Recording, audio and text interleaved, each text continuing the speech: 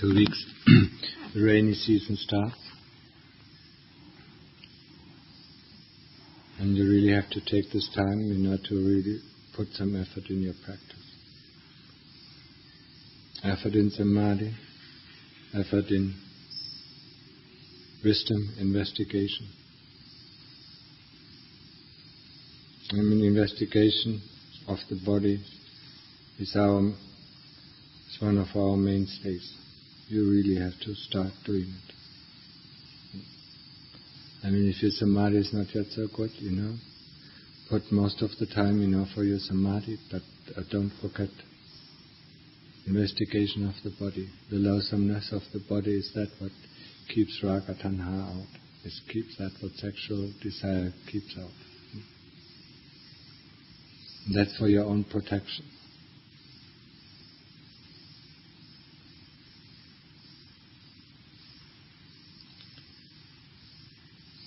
And really, you do have to put more effort in your practice. All this talking, you will see it, or haven't you seen it, that it really disturbs our practice. The core what? That is the duties that the monks do at the monastery. And I'm sure that I told you before, the core what in Bantat was, do it quickly, quietly, and with sati.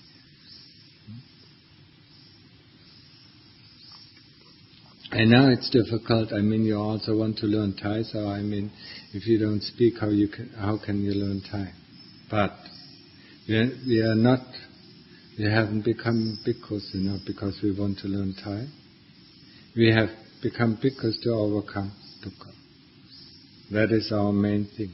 And the Thai you will see will come, on its own. The more you listen to Thai, the more you will understand. Don't try to figure it out. Try to learn it with the heart. Learn it like a child. If you want to understand this or want to understand, just wait for the right time. I know it's going too slowly, and this will upset you because you want to understand, but you want to understand with your brain, and that is not going to work. You have to understand the language is always coming from the heart. You have to understand the language from the heart. So, keep your voice, when you talk, keep your voices down. Man. If there is something necessary to talk. But most of the time, there is nothing to talk about. Even at the Namron, keep it down, keep it to a minimum. So, and then focus from the morning, focus your practice on what you want to do. When you bindapat, you can do investigation or you can do Buddha, whatever. So when you come down from your kuti and set up the sala, just keep it your object of investigation or object of calm. Don't try to engage in talks. Try not. And I will look out for it a little bit more. Luang Por said 3 times, while I was not here, 3 times something, he reprimanded the bhikkhus 3 times, because, when he was talking to lay people, the bhikkhus outside were talking too loud. That is completely disrespectful. If your teacher, and he is your teacher, if he talks to lay people, either you listen or you go into a distance if there's really something necessary to talk. But in our line of work, there's nothing necessary to talk about, except for what can I, how can I help it, or if you don't understand how to do certain things. That's the only talk, that is permitted in our line of practice. And be more alert, be more alert. With samadhi comes the sati, That's why we also practice samadhi, to develop the sati. So sati is awareness, It's not mindfulness. Being aware of what is going on, Not being only aware of yourself, that is mindfulness, aware of what you're doing, that is pure mindfulness. I'm walking. But that is not awareness. Awareness knows what is going on. Sati is the most important thing in our line of practice. So we have to develop it. I mean, all this talking, what's the point of it? Because, the kilesas like, to get off the sometimes tiring work of investigation or samadhi, and that's why we start to talk. But we really ruin our practice if you indulge into that. And then just take the example. I mean, you want to become students of Luang Dhamma Mahabodhi. So, just take the example. When we do the duties, do it quietly, quickly, and with sati. That is the prime. And as Farangs, especially as Farangs, as Westerners, you stick out. Everybody watches you. Everybody watches every move of you. So behave yourself. I mean, when the lay people a few days ago saw you, talking loudly while they were talking to the Ajahn, I mean, you ruin not only the Luangpo's, reputation, but also my reputation. Because it always, it doesn't fall on you, it falls on me, because I look after it. And it's not only falling on me, but it's also falling on Luangpo. And Luangpo is your prime teacher. So, you don't want him to be, to be seen in a bad light, because the lay people, when they see the monks misbehaving, whose fault is it? It's not the fault of the monks. It's the fault of the teacher who looks after them. And he is your teacher. And he's a good teacher. He cares about you. So, do care about him. And don't get lost. I know it is easy to get lost, especially when you open your mouth the first time. You completely get lost, because it comes just out. Have sati while talking. Know that you're talking. That means awareness. I'm talking. I want to say this. That is awareness before you actually comes out of the mind. That is the good awareness. That is the awareness that can lead us to the end of suffering. The awareness, I want to talk, I want to say this, and instantly, judge it, say that's not really worthwhile, and forget it. Before it actually comes out of the mouth. The awareness to know what you're going to say, and what kind of impact it has. Also with our actions. The same thing. This awareness, to know what we are going to do and why we are going to do and what kind of results it will have. Our awareness just tells us everything. So be more aware. Be more aware of your surrounding. Be more aware, of your meditation object. If you stick for the pansa the whole time to your meditation object, be it the object of investigation or be it the object of calm, that's where you learn, to grow, to foster awareness, to foster sati. And sati, if you read the books of Luang Dhamma Mahabodhi, you know how much he plays importance on sati. Satipanya. Mahasati, Mahapanya. That is the thing that gets us rid, of greed and hate. Mahasati, Mahapanya. And that is only developed, it doesn't come automatically. All these things that we learn, we have to learn by the road. Yeah? We have to learn from the basic, just like a child learns to walk. Yeah? We have to learn it and train it and train it and train it until we become proficient or sufficient. And you cannot do it, when you look around you, with this awareness doesn't come. You have to train it, you really have to curb yourself in. If you do the reflection that I propose, if you do it in the evening, can't you get it? Can't you see that you were talking while, don't you see it? If you don't do it, you don't know what is going on during the day. I really advise you to do it, Then you see your faults and then you can change it. If you don't see your faults, you can't change it. And you put even more burden on me, because then I have to look out for your thoughts and constantly be around you and constantly remind you. I mean, that is not fun. I don't want to be constantly looking after you, it's just like a little child, that starts to walk, it's running here and running there, putting the hand in the fire without knowing the danger. I mean, do the reflection in the evening, go through every moment of the day, and how can you not see it if you open your eyes? How can you not say it? I was talking to that, and what was Lumpur doing at the same time? And then, I mean, if it's pure awareness, I mean, it instantly shows, oh, that wasn't good. Tomorrow I don't want to do it. Don't rely too much on somebody, who's constantly, watching you, observing you, and constantly, all the time telling you what to do and what not to do. That's not going to work out. There you don't learn independence. I mean, Lungta never did it. I mean, once in a while, he came, But normally, you had to figure it out for yourself. And he never told you what you did wrong. He just scolded you. Just to learn how to develop your sati and panya. He just, out of the blue, he scolded you and you didn't know why he scolded you. You didn't even know what you were doing wrong. So, then you had time for reflection, to use the time afterward to reflect upon what did I do wrong. Most of the time you can figure it out, sometimes you couldn't figure it out. Because you really didn't know, or I really didn't know. So, and then sometimes I ask other because, what did I do wrong? Okay.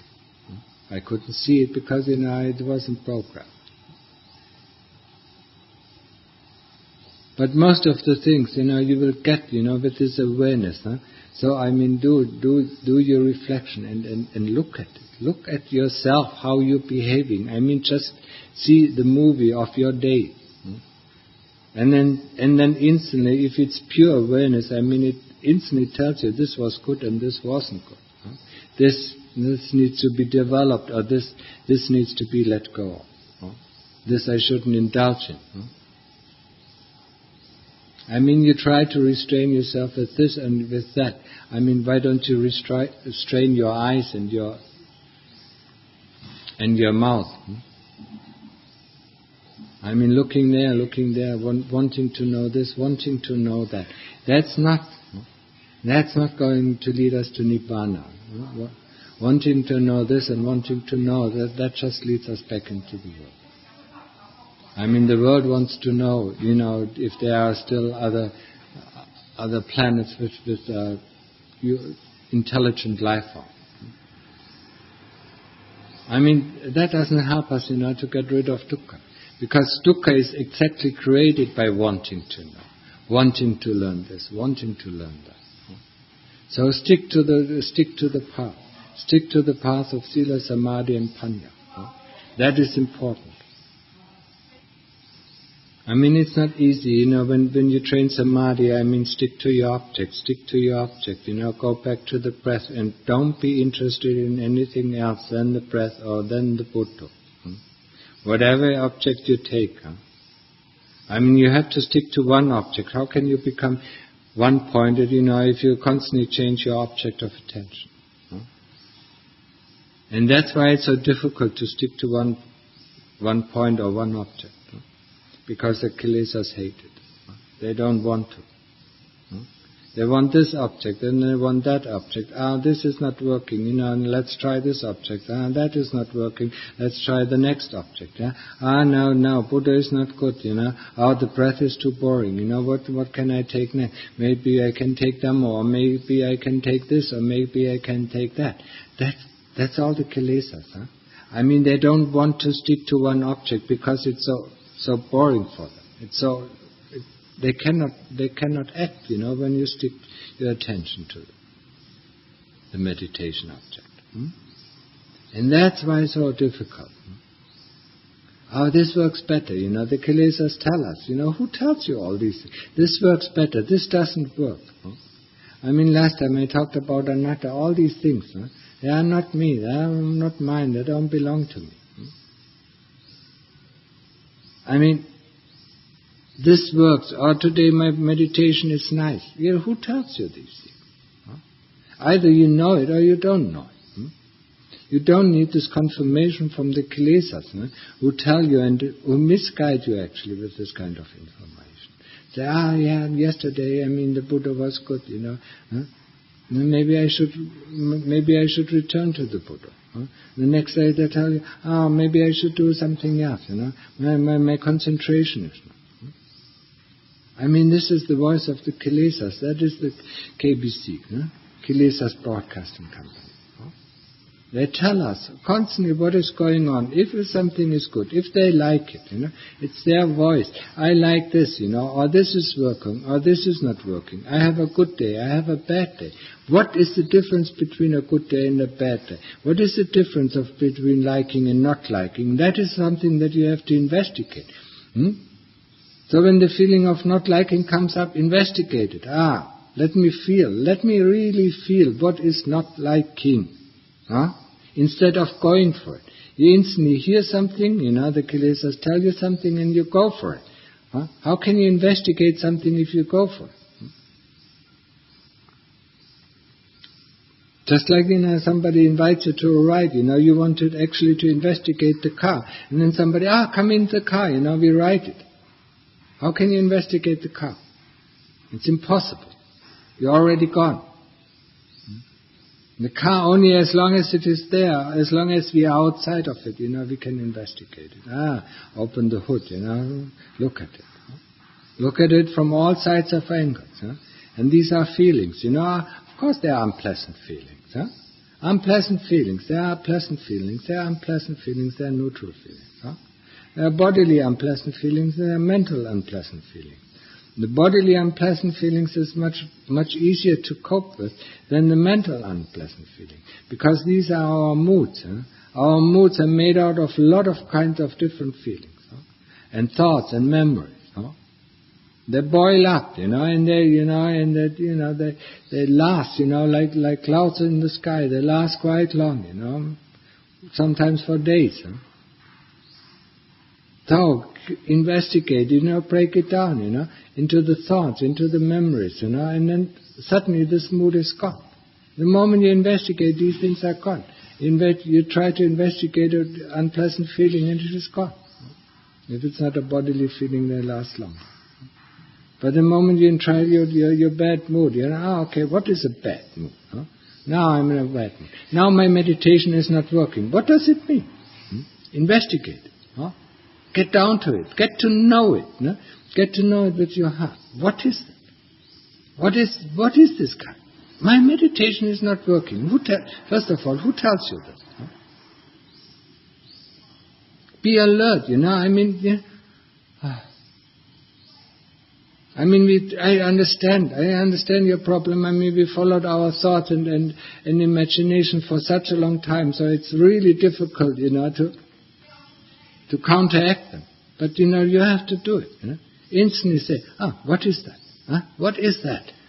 Didn't I tell you a few weeks ago, I was talking about interest, the moment you have the interest to see these things, then they're coming up, that tell you this, that's not good, or that's good, Why is that good? Why is that not good? That's where the interest comes in, where you have instantly attention. Instantly there's awareness, because your interest is all there. What is that? Let me see this feeling. Let me see this mood. What does it consist of? Break it down until you see it. It breaks it down, into thoughts, into memories, and suddenly the mood is gone. Because it cannot last the moment you investigate some things, because of its nature, anicca. You keep it up, just like you keep it up the clouds. By constantly thinking this way, by constantly assuming this way. That's why you keep up these feelings or emotions or moods. So break it down, and it instantly disappears. But you're not interested. Yes, I'm tired. What is tired? Break it down. And suddenly, the moment you have interest, there's no tiredness. How can you be tired if there is interest? You're just bored to death. So what is boredom? Let me investigate boredom. The moment you're interested in boredom, boredom is gone. How can it not go? Things are constantly changing. There's one thought, and then there's another thought. And then this feeling comes in, and that feeling comes in, and that feeling comes in. Constantly changing. Everything is constantly changing. But if you don't have a point of reference, you don't see the changing nature of these things. You understand that? You have to have a point of reference that is fixed. And that be your object of investigation or your object of calm, samatha. If you don't have a point of reference, you don't know what is going on. You just follow all the outflows, the asavas. With a point of reference, you know what is going on. I'm going out, or it wants to go out, but I'm not really interested in.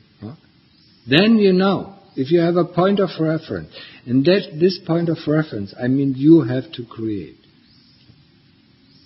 You have to create in your heart this point of reference. The moment you open your eyes, you have this point of reference until you close your eyes to sleep. Because while sleeping, we can't have this point of reference. Only if we sleep very little, we sometimes have, even in our dreams. This point of reference is, and if you change this point of reference too often, you will be lost. You will be lost in your thoughts. You will be lost in your ideas. Yeah, that's a good idea. Yeah, maybe, yes, I should do this. Yeah, maybe, I should do it later. Yeah, maybe that's not a good idea. Yeah, why is not my meditation not working? Maybe I should do something else. Maybe I should read, or things like that. You just follow the flow of karma. Without any help, if you're in a river that has a very high current, if you don't put a pole down, you cannot keep up. You have to swim down the river of karma, and the karma is very strong. Our karma, we have trained our behavior like this, not only for this life, but for thousands of lives. That's why it's so strong. If you don't have a pole, if you don't put a pole in the ground, and hold ourselves to the stick, to our point of reference, to the Buddha, or to the breath, whatever it is, or to the meditations object, the 35 objects, like skin, like, nails, or whatever. Kesa, loma, naka, tanta, tacho. That's what the Upacara gave you. Keep that point of reference, and check yourself out. If you don't check yourself out, you don't know where you go wrong. And you just put a burden on your teacher. And you always want something, why did I do this wrong? Instead of thinking about yourself, why did you do it wrong? You need explanations. Actually, you should be the one who investigates, what did I do? Why did you say something? What did I do wrong? Through self-reflection, you get the point much easier. Otherwise, I have to tell you, and I told you, before, and you still do it wrong. Because you never reflect about it. Yes, I did that wrong, and the next time you forget it. You have to self-reflect about your own doing.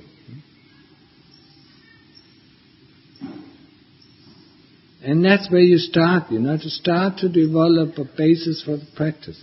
Without a basis of practice, how can you survive as bhikkhus? The world is constantly there. We are constantly in touch with the world. Though most of the time we spend in the monastery, but the world even comes into the monastery.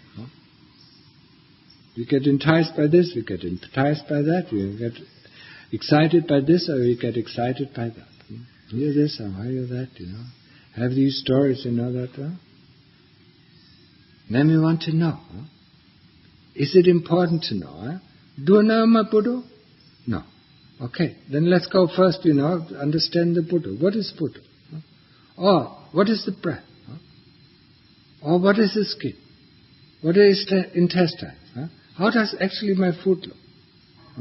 Now after 6 hours of digestion, how does it look now in my stomach? Was the food that I was eating proper, Do I have some pains, and do I have some stomach problems? That's the investigation. It just centers around either the breath or the Buddha, about the investigation of the body. All the other things are, for the moment, not interesting. Who did this or who did that? If there was a great monk or that was a great monk or this is an arahant or that is an arahant. That's not so important. We want to get to that. Each arahant did the same thing. Sila, Samadhi, Panya. He kept the rules. He tortured himself, to be able to concentrate on one point. I have this point of reference. And then did the investigation of the body. Until he was finished with the investigation of the body, then he investigated the Nama-khandhas. Until he was finished with the Nama-khandhas, and then he investigated avijja. Until he was finished with avijja, and then he became an arahant. Investigation, reflecting, self-reflection. What am I doing? What am I doing right now? Get the interest. Who tells me these things? The kilesas have complete control over us. I do understand this. Everybody starts out the same. Some have a little bit more experience, others have less experience. But that doesn't mean that we cannot do it.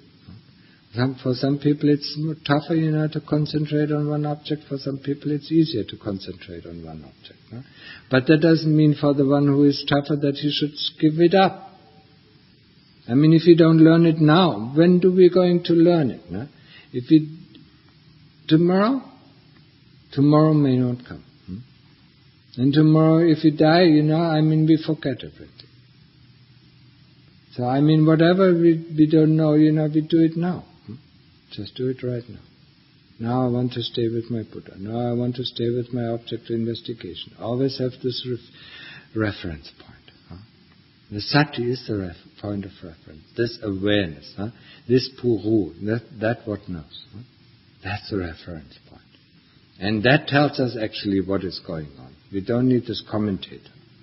We don't need the kilesas to make out, what the puru knows, whatever knows, the kilesas, just, dilute it, or sway it around, or turn it around, and make something completely out. But if we know, what is going on, we don't need this commentator. If we open our eyes and see for ourselves, if you're in the football stadium and watch a football game, we don't need the commentator. And that's the same thing. If we are at the point of reference, if we are at our heart, and know what is going on, we don't need all this. Then there's no need for all these comments. Oh, this is good. Oh, this is bad. Maybe I should try this. Maybe I should try that. That's all not necessary. Just keep your point of reference and are aware of this point of reference, and you will know what is happening around you. And that's also, it's not so important to learn the Thai language. If you have this point of reference, it's much easier to learn the language more proper than when you learn it through dictionaries and through interactions. Because you still try to understand, you go on with the Western mind, trying to understand the language, trying to figure out what could he have mean. If you're with your heart, you know what he means.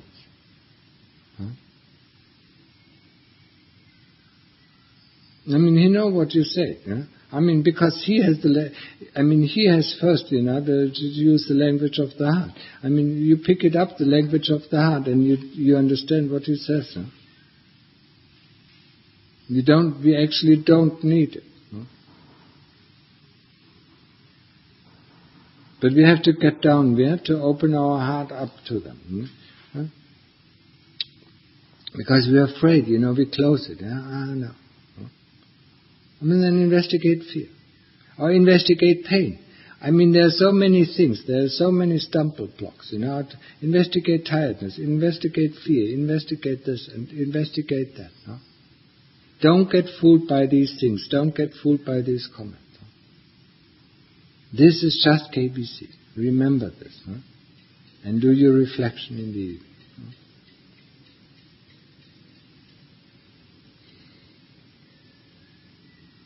So that was just a short exhortation. End with this. Question?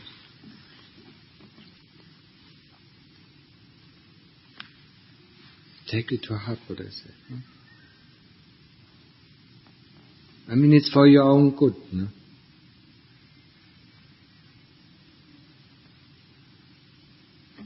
I mean, it's a burden for me, to look after you. I mean, whenever Lugpo says something or other people say something, I am the one responsible for you. He made it very clear that. So we do have to learn the Vinaya in this Pansa as well. Go through. And our standard is the Vinaya Mukha. So the Thai Dhamma Yutta.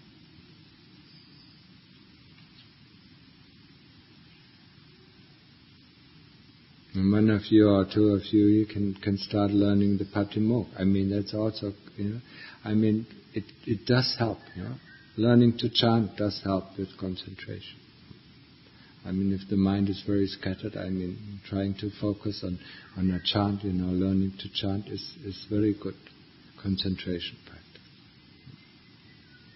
But of course, you cannot hold up with the concentration practice of observing the breath or observing the Buddha.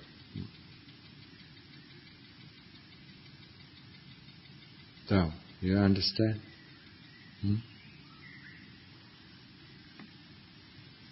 Or any questions in the practice? Any problems in the practice? Actually, if you have any problems in the practice, you can come every day. You don't have to wait, until we have a meeting, because that is more general. If you have a problem, you cannot solve or you need some help, just ask in the morning after the meeting. Yeah? Okay, we can close now.